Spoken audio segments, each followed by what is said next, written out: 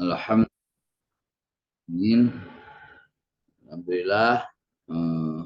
kita sudah menyelesaikan tentang bagaimana kewajiban kita kepada kerabat. Dan ya sekarang kita akan melihat, membaca, mengkaji, menelaah beberapa kisah ya tentang bagaimana pentingnya, fadilahnya, keutamaannya berbakti ataupun berbuat baik kepada kerabat. Baik, kita masuk kepada nomor 12, Asani Asyar. Nah, ini ada kisah namanya Abu Tolhata al-Ansoriyu wa aqaribuhu. Kisah Abu Tolhah al-Ansori dan kerabat-kerabatnya. Waroda fil hadisi, disebutkan di dalam hadis, anna Aba Tolhata al-Ansoriya radhiyallahu anhu, bahwa Abu Tolhah al-Ansori radhiyallahu anhu, mudah-mudahan Allah memberikan keridhaan kepadanya, karena aksarul ansori bil Madinah malan min nakhlin. Orang Ansor yang paling kaya akan pohon-pohon kurma di Madinah. Aksarul ansor bil Madinah malan min nakhlin. Jadi paling banyaknya harta dari sisi pohon kurmanya.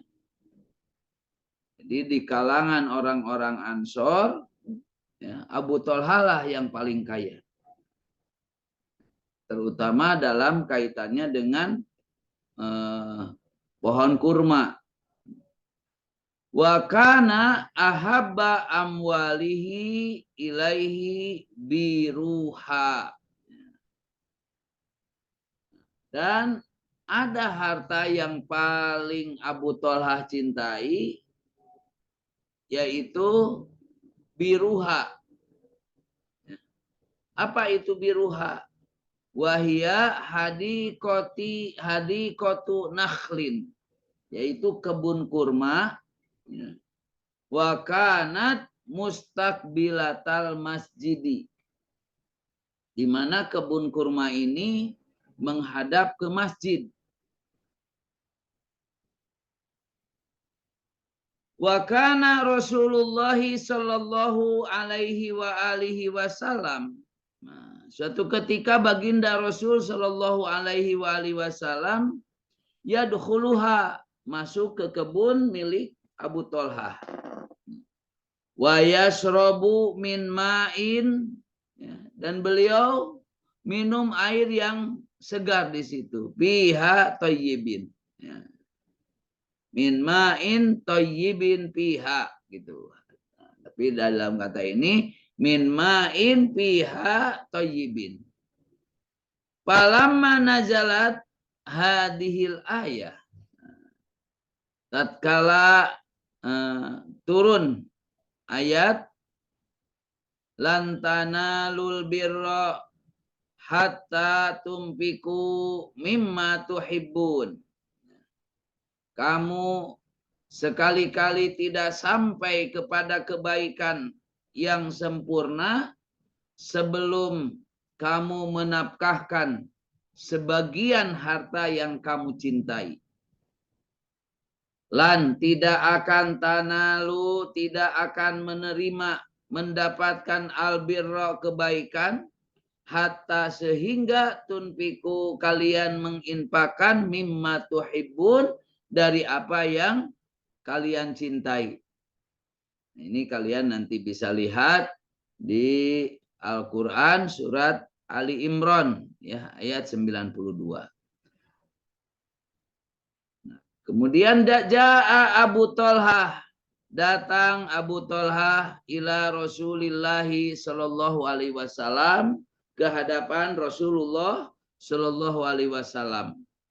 Faqala, lalu Abu Thalhah berkata, ya Rasulullah, wahai Rasulullah, innallaha ta'ala anzala alaika, sesungguhnya Allah Ta'ala telah menurunkan ayat kepadamu. Lan tanalul birra hatta tunfiqu mimma tuhibbun. Sekali-kali tidak akan kamu mendapatkan kebaikan sehingga kamu menginfakkan sebagian dari apa yang engkau cintai. Wa inna, Abu Thalhah, wa inna, dan sesungguhnya ahabba mali ilayya, harta yang paling aku cintai ini adalah biruha, yaitu biruha. Jadi biruha itu tadi apa? Biruha itu kebun kurma yang punya milik Abu Thalhah yang menghadap ke Ka'bah, ya. Yang menghadap mustaqbila. Jadi apa namanya? Jadi biruha itu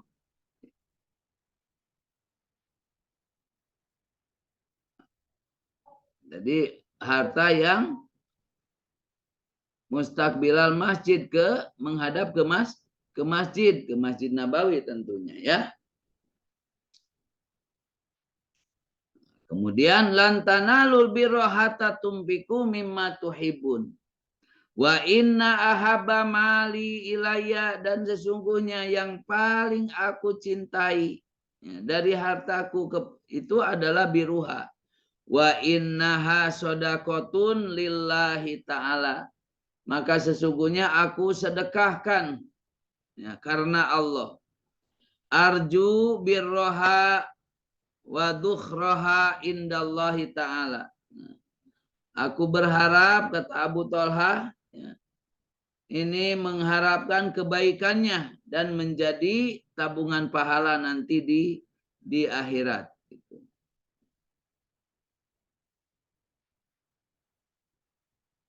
Padoa ya Rasulullah, maka ya, simpanlah ini wahai Rasulullah.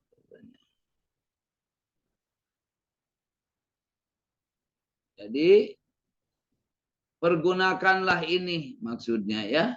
Pergunakanlah ini wahai Rasulullah, padoa ya Rasulullah.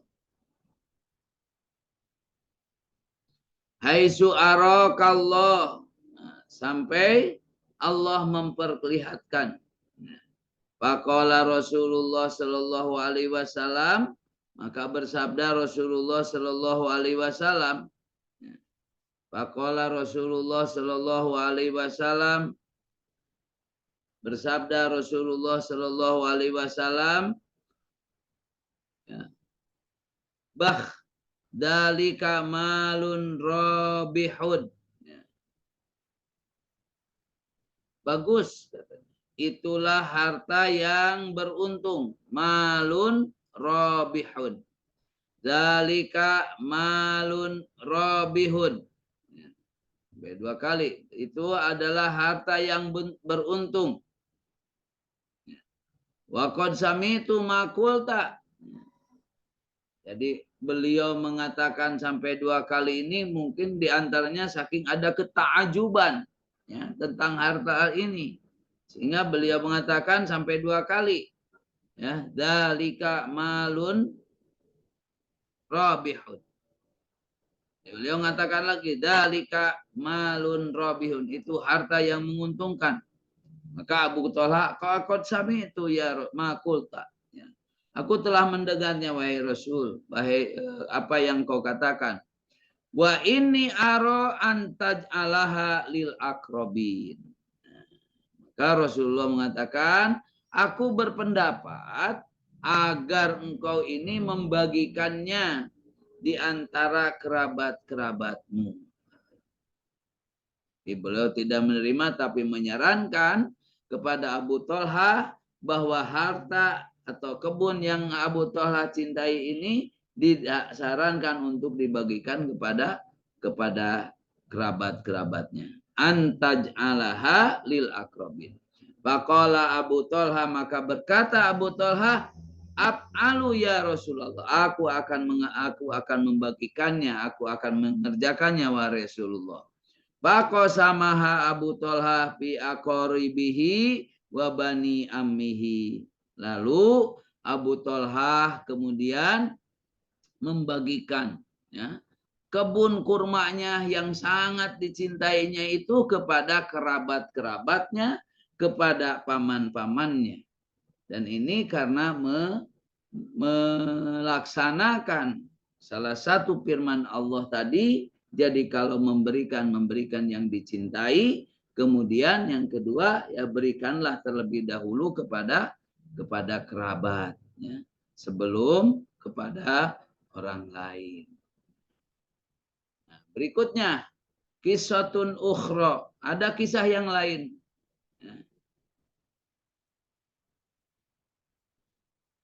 Bainama kana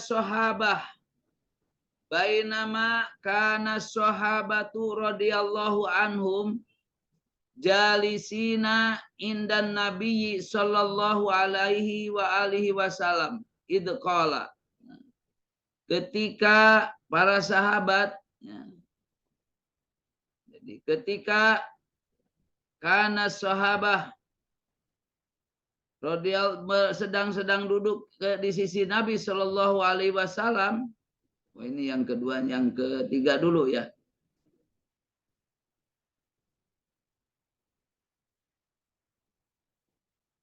Di saat para sahabat itu jalisina indan Nabi Sallallahu Alaihi Wasallam, qala la yujalisuna qati'ur rahmin, katanya.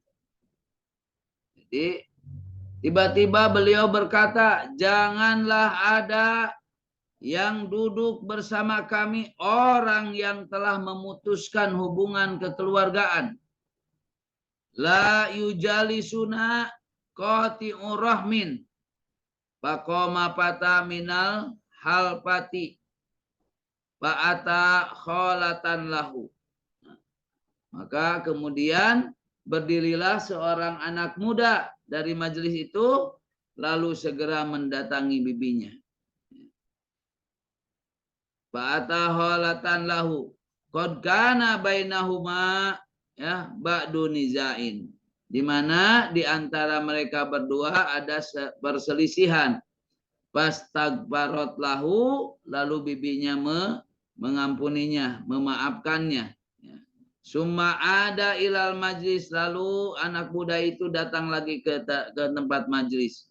Faqala sallallahu alaihi wasallam, bersabda Rasulullah SAW, inna rahmata, kata Rasul, sesungguhnya rahmat itu la tanzilu, tidak akan turun, ala qaumin, kepada suatu kaum, wa fihim qati'ur rahmin, dan di dalamnya ada yang memutuskan silaturahmi. Nah, kisah yang sebelumnya, ya, ini ada kana lisayyidatina Maimunata, ya. Ada satu kisah lagi, ya, di mana Sayyidah Maimunah, ya, bintil Haris radhiyallahu anha. Jadi Sayyidah Maimunah binti Haris, yang mudah-mudahan Allah meridhoinya, walidatun, nah, punya anak, ya, sahaya perempuan, amatun, ya, anak perempuan, fa'ataqoha, kemudian a'taqotha, lalu memerdekakannya, walam tasta'dinin nabiyya sallallahu alaihi wasallam, dan Maimunah ini belum meminta izin kepada Nabi sallallahu alaihi wasallam. Falamma jaa ila baitiha, ketika Maimunah itu datang ke rumahnya, ya, qalat berkata, ya Rasul asy'arta ya Rasulullah anni a'taqatu walidati. Wahai Rasulullah, tahukah Anda bahwa aku telah memerdekakan sahaya perempuanku? Kalau bahasa ininya asy'arta itu merasa ya, tapi di sini kita terjemahkan bukankah tahukah engkau ya Rasulullah wahai Rasulullah anni a'taqtu walidati, bahwa aku telah memerdekakan sahaya perempuanku. Qala bersabda Rasul, apa arti apa arti ya, apakah itu sudah engkau lakukan? Qalat na'am, ya Rasul. Qala ama innaki ya lau a'taitiha akhwalaki kana a'damu li ajriki. Lau a'taitiha akhwalaki kana a'dama li ajriki. Kata Rasulullah, seandainya ia engkau berikan kepada paman-pamanmu, niscaya pahalamu akan menjadi lebih besar. Karena a'dama li ajriki.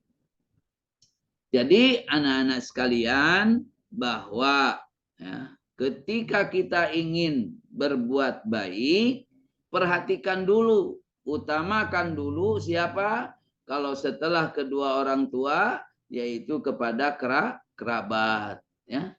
Dimana tadi juga bagaimana Abu Thalhah disarankan oleh baginda Rasul untuk membagikan kebun yang dicintainya itu kepada kerabat-kerabatnya dulu, kepada paman-pamannya dulu. Ya. Kemudian juga bagaimana Rasulullah menganjurkan juga kepada Maimunah untuk itu diberikan kepada pamannya dan itu lebih besar pahalanya. Dan kemudian yang selanjutnya bagaimana ancaman, dan beliau sangat tidak suka kepada orang-orang yang tidak atau orang-orang yang memutuskan tali silaturahmi. Ya. Seperti bagaimana tadi, bagaimana seorang pemuda ketika Rasulullah mengatakan janganlah duduk di sini orang yang memutuskan silaturahmi. Nah, dengan penuh kesadaran segera orang itu berangkat pergi meminta maaf kepada bibinya, ya, yang sebelumnya berselisih dengan bibinya. Nah, itu jadi jangan lama-lama ketika berselisih, ketika ada marah, ketika ada kekesalan kepada siapapun, termasuk paling utama kepada kerabat, ya jangan sampai berlama-lama. Mudah-mudahan dan ini menjadi pendorong bagi kita supaya apa? Bahwa Allah tidak akan menurunkan rahmat kepada orang-orang yang di dalamnya atau kepada sekelumpulan orang yang di dalamnya ada yang memutuskan silaturahmi. Rahmat itu akan turun kepada orang yang senantiasa menyambung persaudaraan. Mudah-mudahan Allah limpahkan karunia hidayah dan taufik serta keberkahan buat kita semua. In ahsan kalami paminallah wa in asa'a pamindupi nafsi wallahul muwafiq ila aqwamit thoriq. Wassalamualaikum warahmatullahi wabarakatuh.